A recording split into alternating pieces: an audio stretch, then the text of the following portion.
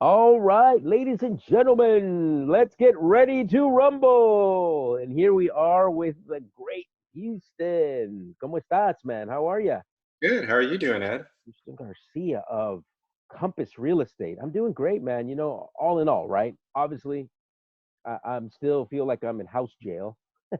But like I was telling you before this, I feel like I'm a lot more productive because I didn't realize how much energy, time, and money it takes to get in and out of a car 5 to 7 appointments a day, right? Yeah. It's a lot, right? Good. Now I feel like super productive because my commute is 32 seconds, and I'm kind of loving that. I'll be honest. So I feel a lot more productive. So in that sense, it's great. But I get out. I'd say probably these 2 weeks because it's when supposedly the virus is peaking. I'm going out twice a week for about 20 to 30 minutes at a time. But normally, what I've been doing is going out every day for 20 to 30 minutes early in the morning when there's less people, and then just to get some fresh air and the beautiful view because I'm here in the marina. And then I'm back in, right? How about you? Yeah, hanging in there, not getting out as much as I'd like to, but I live right near the beach, so that's a nice bonus there. That Get some is, air, get some ocean waves yeah, in the water, anything like that. totally. How often are you getting out? About like every other day. Okay, so you're on the Yeah, same diet.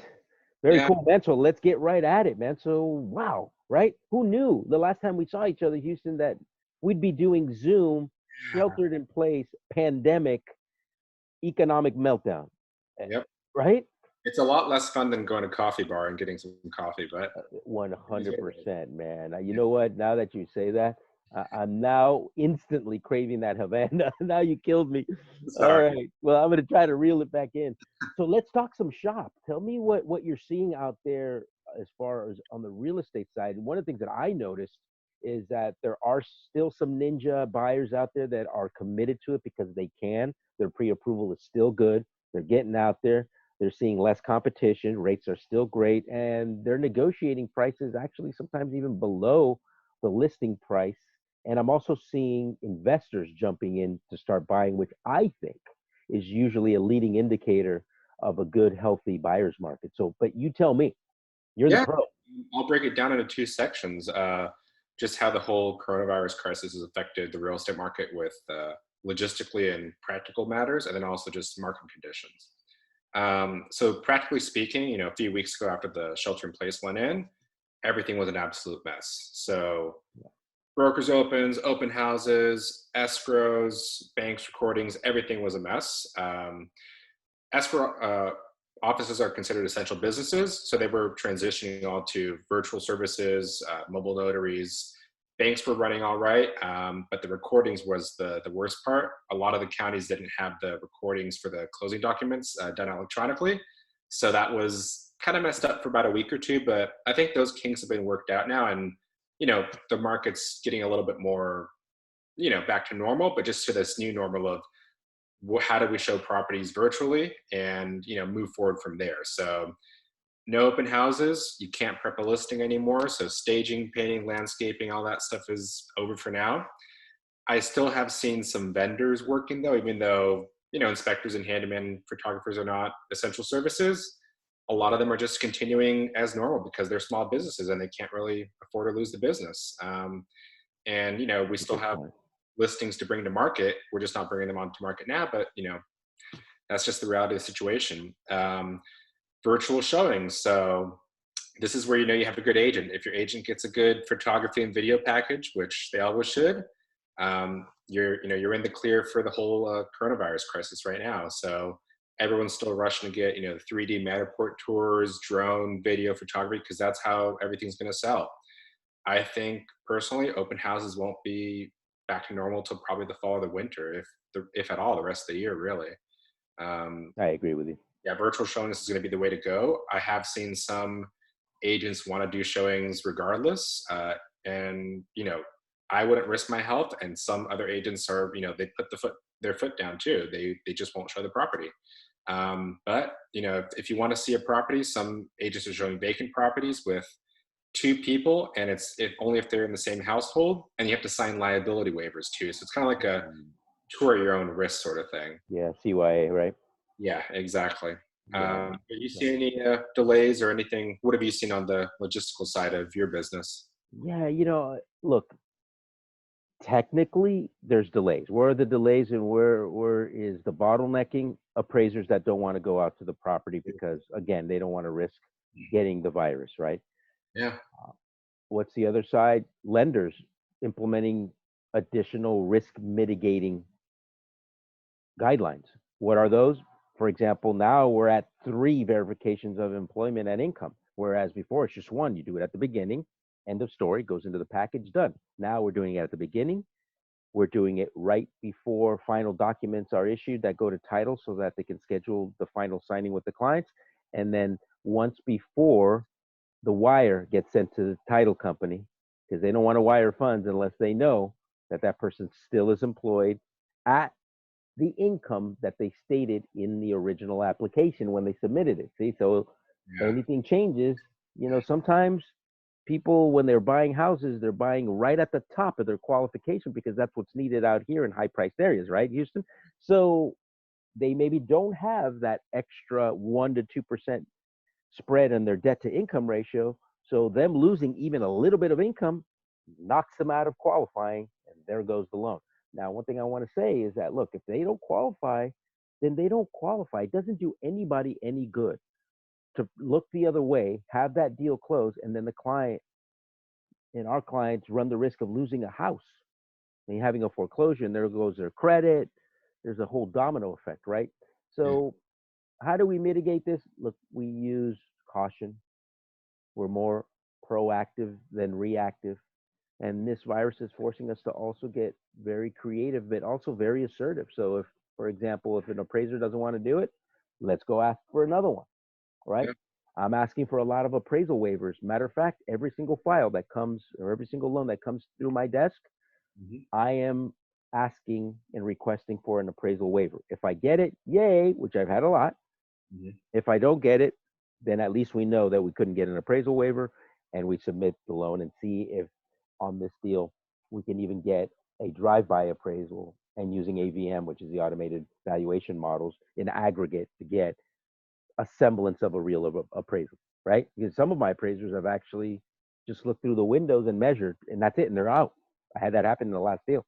So Yeah, things are changing and we are adjusting yeah, to this new, hopefully very temporary reality. But as you said, and you said a couple of things that are very, very key, that I personally don't think this is gonna change for the rest of the year. That's my opinion. I think they yeah, may lift the shelter in place and maybe in June. But here's the truth: like a person like me with a 6-year-old child, I'm not gonna go and do that until I see a proven yeah, vaccine. I'm not gonna chance it because they're also talking about this being seasonal and being recurring. yeah. Right? So everything's in progress. Remember when they said that animals can't get it, and then that tiger got it, right? So we don't know. Tiger King? Yeah, not that tiger. I know that's all the rage, right? What is it, Joe Exotic? I haven't seen it, so Yeah. yeah, yet. Anyway, Um, but yeah, I guess market-wise, that's the big question. Everyone asks me, "How's the market doing? Are you seeing a yeah, slowdown? Are prices going to drop significantly?" And I think it's kind of goes hand in hand with people say, "Oh, there was a recession coming. Are we in a recession?" I think it's fair to say that we are in a recession, probably, yeah, and very likely it seems like it was just accelerated by this whole current crisis right now. But buyers have been asking, are you going to see prices drop? Am I going to be able to afford X amount instead of what I was approved for at Y amount, right? um, Basically business is still being done, nothing's gone to a standstill, but I would say it's easier so far. Like in San Francisco, I've seen business is being done more normally because homes are vacant and they're staged and photographed. Other places like East Bay or the Peninsula or South Bay, where there's more owner occupied homes and everything runs a little bit slower, not so much. Everything's a little bit slower over there. I have seen a lot of listings go on hold. So yeah, the first week of the lockdown, tons of agents were freaking out, and the ones that had yeah, just put them on maybe a week before or 2 weeks before were going on right on that week, put it on hold, and that means that once you put it on hold on the MLS, it won't add to your days on market. So it basically will disappear from Zillow, Redfin, and all the consumer websites. So when we bring it back to market after the lockdown, As if it's brand new. exactly. And that's what you want to see. But I think it Right. will be more normal to see, even for properties that should sell fairly quickly, more days on market just in general. Makes And sense. it may not affect the price that much, really, but you will see more days on market just because of what's going on. Under the $2.5, $3 million mark, which is, it's crazy to say, but I would say, first time home buyer properties No. under $3 million, I would say the market's still fairly competitive. And it's not really sellers, it's not really buyers that are more reticent right now. I think it's sellers because there's less and less inventory going on the market, and there's just so much inventory that was pulled. Let me just share my screen real quick on here Perfect. so you can see the data. Uh-huh. Okay. So this chart says listings withdrawn from market. Wow. Okay. Yeah, so typically in the fall and then in December, we see the most listings withdrawn from the market, especially during the holidays. Yeah. And then there's a little bit of rush right in November, right before Thanksgiving and after Thanksgiving, right before Christmas to buy properties. December, everything kind of goes pretty dead. Then January, February, March, everything's fairly normal, and that goes on to the spring market till June, I would say. And then right here, boom, all the tons of listings were withdrawn. This is for the whole SF Bay area, Oh, so okay. it's just a little crazy to see hundreds and hundreds of listings at a time being pulled Wow. from the market. Wow. Yeah. Yeah, I mean that charts. What I love about charts is that it's very succinct, right? You Yep. see it instantly. Wow. So I mean, Yeah, there it is. yeah. With that said, so why is it that we're seeing more properties that are vacant? Is it because people are relocating as a primary residence, or are these properties were just investment properties? I would say relocating. Personally, I have a Wow. listing that we were planning on getting staged on April 7th, the the day of the original, lockdown release. But obviously, that's Yeah. not happening. Yeah. And we're planning on staging it then, and then seeing what would happen with the lockdown. And he relocated. He decided to move, for work reasons. So he's out of the state now, and he's fine with keeping it empty for a while and seeing where things go because it's not. I don't think it's a prudent idea to put it on the market right now. Um, Even though it's at a fairly competitive price point around 1.5, in San Francisco, it's just, not the best practice, I think. I see. Wow, interesting. Because what I'm also hearing is that some renters are breaking their leases to relocate out of San Francisco. Oh, really? I haven't heard of. Starting to happen. Like that's just literally this week. Wow. So I that's have an interesting thing. some big, developments where, there's tons of renters. They're offering, maybe a 3 months rent or just, Yeah. extra perks and bonuses just to get, renters in the door and keep them there too.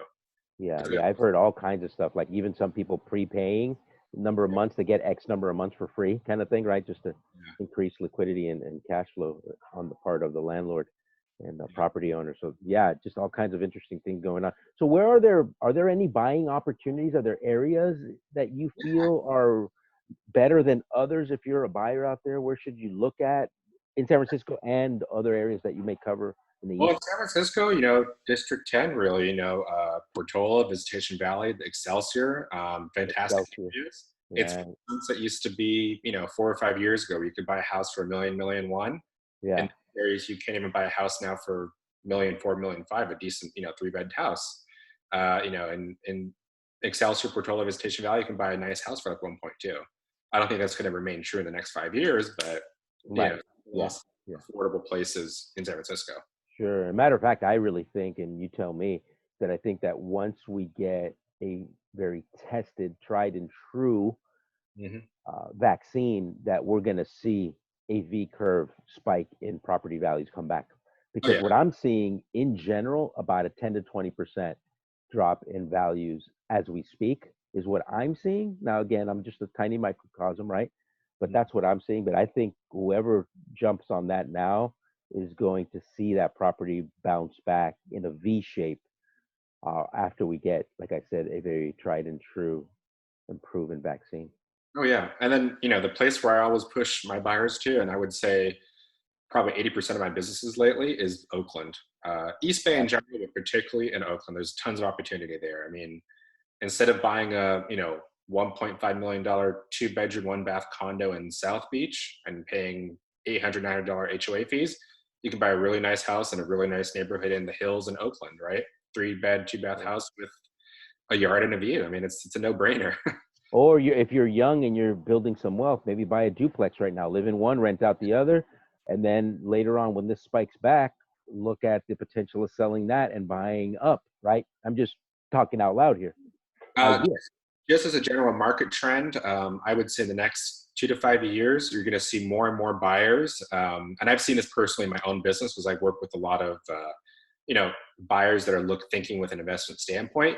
They're Yep. looking at buying 2 to 4 unit properties. It makes sense Single to me. family, if it has ADU or potential for an ADU or even Right. two, but 2 to 4 unit buildings is, it's a market that hasn't really been touched that much by end users here in the Bay Area. It's more, savvy investors, smaller investors too, or people who have bought investment properties before that are just end users. But yeah, I agree. I mean, you and I have talked about that as a strategy ad nauseum way before COVID-19 came yeah, in, that is one of the ways to do it, particularly in places like Oakland, where it yeah, just makes sense at the price point, right? And the rents that they're still getting, it just yeah. makes sense. Sometimes you got to two-step things in life, right? You can't always hit a home run the first time you go at bat. Sometimes if you could just get on base, you will realize some enormous gains, especially in equity. I mean, look what's happened with Oakland in the last 5 to 10 years. It's astonishing.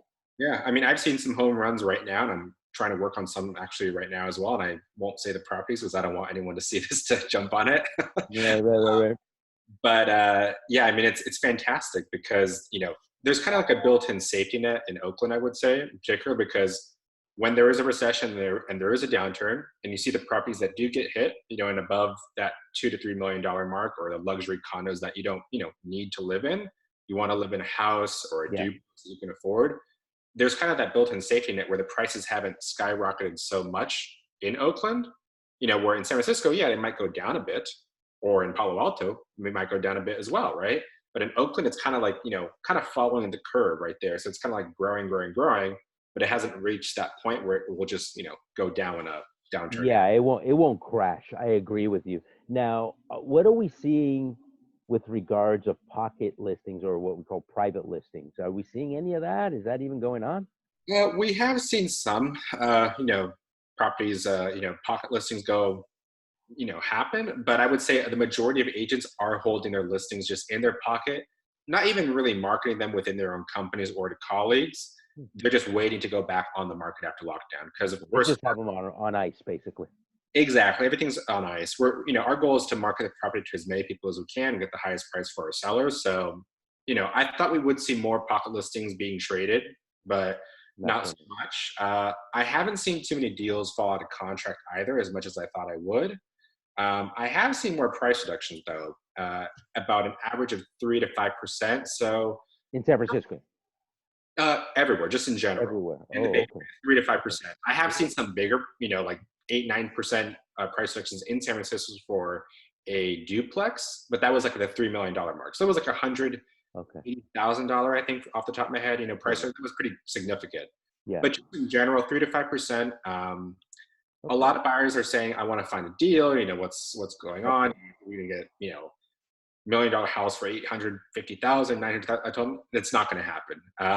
Sellers still expect, and realistically, I think they will get top dollar for their properties. If you're on the market now, it might be signaling, hey, I really, really need to sell. Maybe I'm a little bit desperate. I'll take 5% haircut, 3% haircut.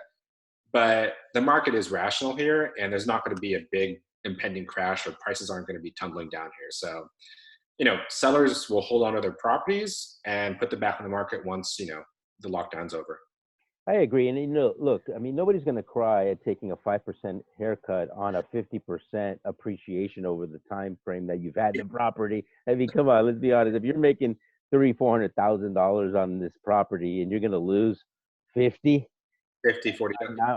I'm not crying for you. Yeah. I'm just not, right? We've seen enormous equity appreciation over the last 5 to 10 years. So Yeah. look, if people have made out, it all shakes out in the wash, as they say. Yeah. As of April 1st, though, I just read the numbers in the MLS. I did see properties go on the market. Only 26 single family homes in San Francisco. Wow. Interesting point. All but two of them were under the $3 million mark, as I mentioned. So all of them except two. 56 condos, all but two are under the $2 million mark. And then there's only three duplexes on the market that brand new duplexes. So this inventory shrinkage it'll get tighter and tighter. But I think after the lockdown, we'll see a flood of properties come on the market, and it'll be a little bit extra than normal. So instead of maybe a month or a month and a half worth of inventory, we might see 2 or 2.5 months worth of inventory, but you're not going to see, so many properties. Yeah, that describes that V shape that I was talking about. Thank you for saying Yeah. that, because that's exactly what I'm referencing.